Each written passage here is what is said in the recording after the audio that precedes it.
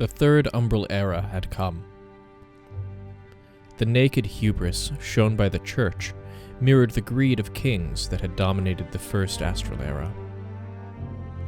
Mankind's fervent desire to please the gods had created within the victors of war a deep notion that they were the holiest and most devout. As the ether of the second shard flowed into the source, the earth grew parched, and the rain slowed and eventually ceased.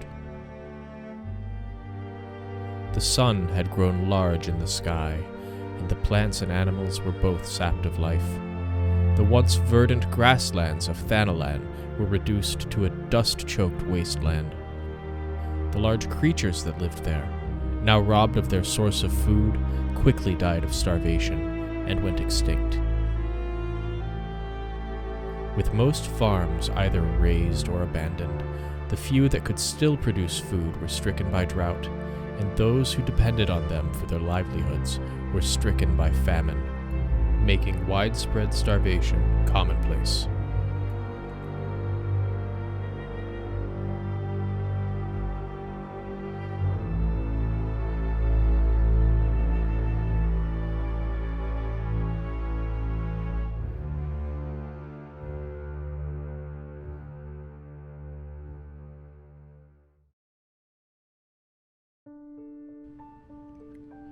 The source, now saturated by the ether of the second shard, could now begin the process of healing once again. The communities that survived the Calamity of Fire, while still fearful of their gods, were wary of building their society around them once again, as it had led them to yet another calamity. The race to curry the favor of the divine had only served to incur the wrath of the heavens. As a result, this new society focused on the individual talents of its people. Faith and devotion to the gods eventually yielded to faith and belief in the self. With newfound confidence, mankind began to produce some of the greatest minds the Sundered Source had ever known. Discoveries in science were changing mankind's understanding of the world on a daily basis, catapulting society to finally be able to control the world around them. Civilization exploded, advancing at a rate never before seen, and spread out across the face of the world. In this new era, a man rose to prominence that would see the Third Astral Era reach the pinnacle of the heavens, Xande. Using his uncanny intelligence and charisma, Xande forged from the remnants of the Second Umbral Era a new nation. Unlike the society in the Second Astral Era, this new society of the Third Astral Era did not shun the magic of the prior era, but embraced it.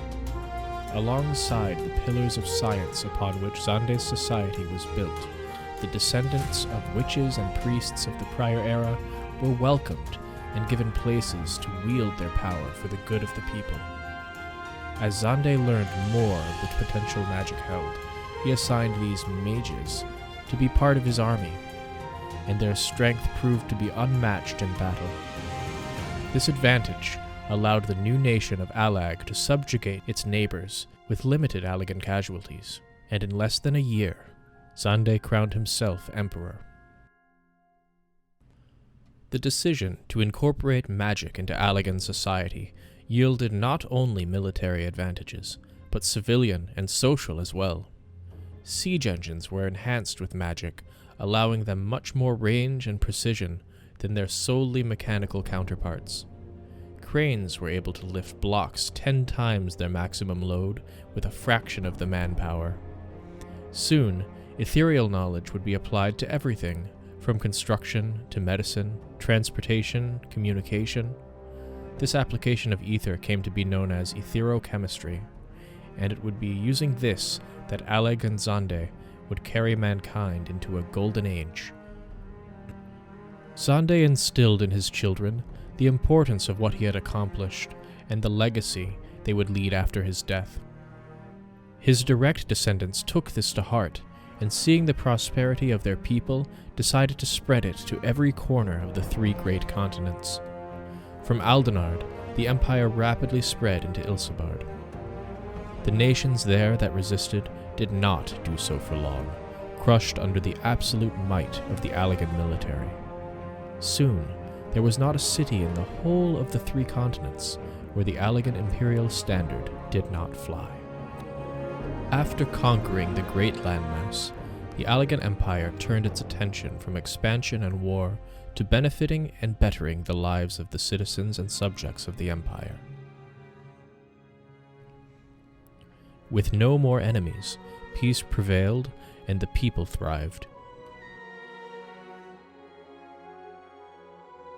A new energy initiative that could harness the very power of the sun to fuel the needs of the Empire was started, and Silvertear Falls was chosen as the location. A vast array of spires was constructed, which, once complete, would power nearly every home and factory in the Empire. This was the Circus Tower, or Crystal Tower as it would come to be called in later eras. It was then that Allag began to rely on Machina to live their daily lives. Now freed from the burdens of daily living, the citizens of Allag were free to focus on bettering their minds and souls. For 300 years, not a single war was waged on the 3 great continents. Mankind had finally achieved a unified peace, the wars waged in the founding of the Empire relegated to a footnote in history.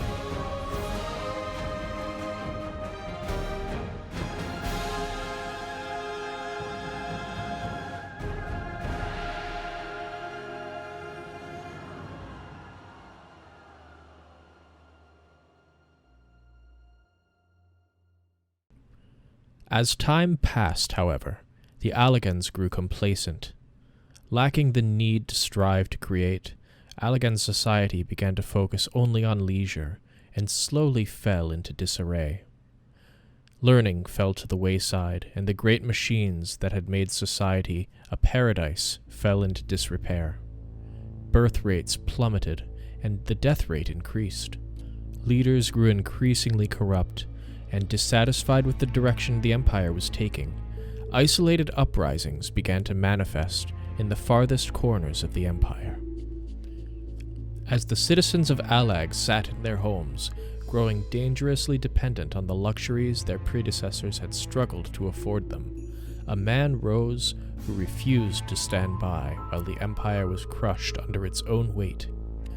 A scientist in his own right, Amon had long lamented the stagnation the Empire found itself embroiled in, concentrating his early efforts to increasing mental capacity to reverse the numbing of the people's intelligence. Failing in this attempt, Amon realized it was not knowledge that the Allagans lacked. In fact, the opposite was true, and the Allagans possessed too much knowledge. What they lacked was a strong leader to inspire them. Realizing that such a leader likely did not exist in the Empire, Amon knew the Empire could not afford to wait for a person who possessed the qualities needed to appear. This perfect leader would need to be the man who had put the Empire on the path to prosperity in the first place, Xande. His focus renewed, Amon dove into the field of vivimancy, looking for a way to restore life. The Allagans had already developed techniques to restore life to necrotic flesh, growing it anew. However, what Amon sought was not a temporary restoration, but a resurrection. Anything less would fail to reignite the fires within the people's hearts. Amon combined chimerobiology and cloning in a desperate bid to achieve immortality. Early on, he experimented on brigands and revolutionaries from the pockets of insurrection that sprouted in the Empire. But as he refined his methods, he moved on to the imperial bloodline itself. Amon's genius and obsession led to the deaths of countless subjects before his experiments finally bore fruit. Having finally discovered a path to immortality, Amon successfully tested the procedure on himself. Satisfied he had found what he was looking for, he made his way to the crystalline cavern in Mordona, where the first emperor was interred. Originally placed there in the hopes that the concentrated levels of ether might repair corrupted flesh and restore his soul to a new body. As unfortunate as it was that the plan failed, it preserved his flesh over the course of a millennia. Amon's resurrection of Xande was not only successful in bringing him back to life, but succeeded in granting him immortality and an otherworldly vigor as a side effect. Amon informed the resurrected Emperor Xande of the events of the past 1,000 years, the expansion and rise of the Allagan Empire, the hundreds of years of peace that followed, and the steady decadence and collapse of the Empire should it continue on its path. Xande immediately moved to action, beginning with bringing the current head of the Imperial Honor Guard to him. Upon seeing Xande, Glacia Labalas swore immediate and undying loyalty to the origin of the bloodline he was sworn to protect. Xande ordered him to execute the current emperor and all loyalists to the regime. Glacia wasted no time. With his Imperial Honor Guard behind him, Glacia entered the throne room, the heart of power of the Allagan Empire, approached the feeble emperor, and killed him. At the same moment, heads of state and loyalists to the current regime, all protected by the Honor Guard, met similar fates on the orders of the Imperial Emperor of Allag, Xande. The throne now vacant, Xande wasted no time in taking power, and moved to restore the now impotent Imperial army to its former size and strength. Restored to its former glory, Emperor Xande ordered its first mission, the full-force invasion and occupation of Meracydia to the south.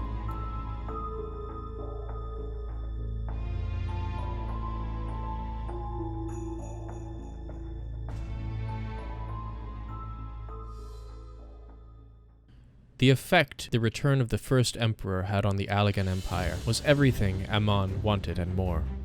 Xande's return revitalized the empire and shook the populace free from their complacency. With a renewed sense of purpose, the fire of passion in the Allagan Empire raged like wildfire. The Imperial army swelled with new recruits. The demands for weapons by the swell in military might breathed new life into sleeping factories, expanding employment opportunities. Universities and centers of learning burst at the seams with new discoveries and ideas. As the Allagan Empire roared back to life, Amon continued his experiments. Some volunteered for the procedures. Glacia Labalas, who had headed the coup, was one such volunteer. Fiercely loyal, he took personal joy in snuffing out the seeds of rebellion that were sprouting throughout the Empire. Amon's experiments were successful in granting him immortality. However, while his eternal service under the resurrected Emperor Xande was guaranteed, the side effects from the process only deepened the commander's depravity and cruelty. However, not all who received Amon's gift were so willing. One such instance involved a high-ranking archmage named Scylla. A lifelong adversary of Amon, he tricked her into participating in his experiments. Promised eternal life and power, Scylla agreed to the alteration of her corporeal form. However, Amon never told her what form that eternal life would take, so when Scylla awoke, it was to the snapping and slavering jaws of wild hounds where her head had been. On the southern continent of Meracydia, an early dawn was breaking on the horizon. However, what would have normally been the sun rising was the light of the fires of war. The invasion of Meracydia had begun. With the element of surprise on their side, the first Allagan wave was incredibly successful, allowing them a foothold on the continent. However, the Meracydians were quick to band together to meet the Allagan force. Under the leadership of the dragons that had brought them peace in the Second Astral Era, subsequent raids into Meracydian lands were considerably less successful. While the might of the Meracydian forces was no match for the Allagan Imperial army, they proved little match for the dragons' ferocity, which imparted countless casualties on the Allagan forces. Far from demoralizing the Allagans, however, this served only to motivate the scientists of Allag. Soon enough, through biological manipulation and research into the void, they created abominations which exceeded the might of the Meracydian horde. These monstrosities were deployed on the southern front, and in a bloody and decisive battle, Bahamut was slain. With Bahamut's death, the conquest of the continent seemed all but sure. However, the Dawnworm's death had such a devastating impact on the native population that they fell into a deep panic and desperation.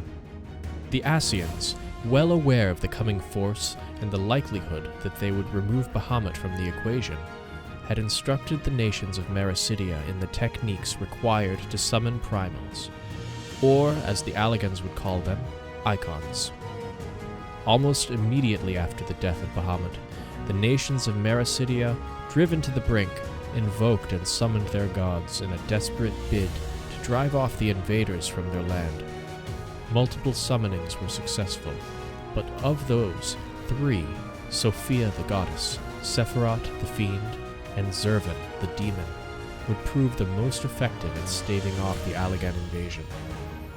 As the Allagan forces were driven back, they came to call the trio the Warring Triad.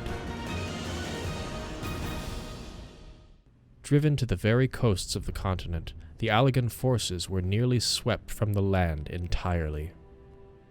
Xande was furious. He demanded from his mages a solution to the Icon threat, and in the absence of a solution, he would kill a man a day until one was found. In their own desperation, they turned to the very techniques the enemy they sought to vanquish had employed: summoning. But rather than fully summoning a primal, the etherologists of Allag distilled the practice to be able to capture and bind a primal, granting them the power to manifest its essence. This new branch of spellcasting would come to be called summoning, and the Allagan Empire wasted no time in employing it to capture the Warring Triad and imprison them. But as the primals in Meracydia fell before Allag's newfound power, the Ascians saw another opportunity. They approached Tiamat, beset with grief over the loss of Bahamut as she was, and taught her the secrets of summoning that could restore her broodmate. Spurning the warnings of her kin, she gathered what remained of her children and resolved to resurrect the dragon, using the same methods the children of Meracydia had used to summon their gods. Beset with grief, sorrow, and rage, however, what rose was not the Dawnworm reborn, but a corrupted abomination that was little more than a shadow of her beloved Bahamut. Twisted with rage and anguish, the primal Bahamut unleashed its full fury on the Allagans, and in an instant their lines crumbled, and they once again were pushed to the brink of defeat. Contrary to the expectations of his advisors, Xande was overjoyed by the news of the summoning of Bahamut and the decimation of his armies. Believing a man was only as strong as those he slew, Xande welcomed the new development. Unlike the summoning of the Warring Triad, Bahamut's summoning presented an opportunity to capture the beast, something impossible with the flesh and blood dragon slain in battles prior. Now, its very life essence could be harnessed and used as a source of endless energy. However, under Xande's directive to drive more discoveries to fuel victory in the Meracydian campaign, Allagan Imperial mages made a breakthrough. Imperial mages had long theorized of a way to cross to other planes of existence. Knowing of areas where the veil between worlds was thin, they eventually succeeded in making contact with another world, the 13th. Long having sought a foothold in the ether-rich world, the denizens of the Void had ever sought a way to breach the veil, but they had never been able to breach the veil long enough for more than several to escape. When the mages made contact, the stable window drew the attention of one of the rulers of the Void. Belonging to the highest hierarchy of the 12 ranks of Voidsent, the Cloud of Darkness. Xande and the Cloud of Darkness both saw mutual benefit to achieve their goals, and they quickly made a pact that would satisfy both of their desires. Ever distrustful of the Queen of Voidsent, Xande made a condition of their pact, so that so long as the bloodline of Xande survived, he would control the legions of the Void in the Meracydian campaign. The Cloud of Darkness agreed so long as the vessels of the dead be used to house Voidsent and give them a permanent place in the source. Ever the shrewd negotiator, Xande promised an unlimited number of vessels for the Cloud of Darkness to use. The bodies of slain Meracydians. Their pact made, Xande had Imperial mages unseal the void gates they had opened. Immediately, the armies of Voidsent flooded into the source through Meracydia. The ensuing battle was brutal. With every Meracydian slain, a new vessel became available, swelling the ranks of the Allagan forces. The Meracydians watched as an ever-growing army of their own people, possessed by Voidsent horrors, swept across the land. The primal Bahamut, powerful as he was, began to grow weaker from the never-ending onslaught. As the crystals fueling his form grew more scarce, as too did his power. It was then that Xande dispatched his secret weapon to capture the primal and dragons both, Omega. The weakened form of the primal worm was no match for the anti-draconic weapon, which easily bound and captured Bahamut, while the armies of Voidsent overran the continent. Fitted with neurolinks, the primal was enslaved and made a tool of the Empire. To maintain his form, both his and Tiamat's children were captured and enslaved in a similar manner. So too did Tiamat succumb to the might of Allag, and the war in Meracydia came to a close. The imperial flag of Allag waved above the whole of Meracydia, Othard, Ilsabard, and Aldenard, and the Empire was the largest it had ever been in its entire history. But Xande was unable to savor the victory for long. While his bloodlust had been sated, the end of the war gave Xande time to reflect on his resurrection. Xande had experienced the limits of life, and ruling over an empire in peace held no appeal to him. Xande found himself descending into madness, and a growing obsession with slaughter and destruction seeped into his every thought. Xande ordered the construction of a massive sphere of iron which would serve as Bahamut's prison. Once completed, it would be launched into the heavens, where it would use Bahamut's affinity for fire-aspected ether to harness the very energy of the sun and deliver it to the surface in concentrated form. Using the energy, Xande would tear open a massive void gate, the likes of which had never been seen, and allow the Cloud of Darkness herself into the world. Her coming would rain destruction upon the world and bring it to the edge of death that Xande longed to experience once more. In the years which Dalamud was constructed, news of his plan quickly spread, and no small number of Allagans disagreed with his insane scheme. Pockets of insurrection began to form across the Empire. This provided Amon with a fresh crop of subjects with which to experiment. One such victim was General Phlegethon, a hero of the common people. He fought tirelessly to end the now mad Emperor's ambitions. However, his revolution was quietly decapitated when Imperial agents captured him. Brought to Amon, Phlegethon's body was forcibly altered through sorcery and science both, and his mind was utterly broken.